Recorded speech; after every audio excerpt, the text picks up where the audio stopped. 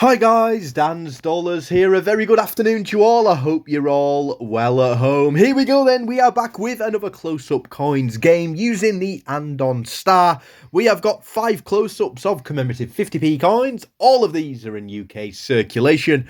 The question is, can you work out what these close-ups are? It really is simple. Or is it? Get commenting your 5 commemorative 50p coins in the comments section below. Last time, I think it took about 3 or 4 minutes before somebody guessed them all. Number 5 is looking like it is going to be the most difficult one, but I'm sure with everyone's eagle eyes and their amazing coin knowledge, it won't be long until you do get them. We'll go over the results in a couple of days. And again, best of luck to everyone that's playing along on the Guess Dan's Coins game. We're going through the results of that tomorrow. First and second, we'll get the hands on the monthly prizes as well.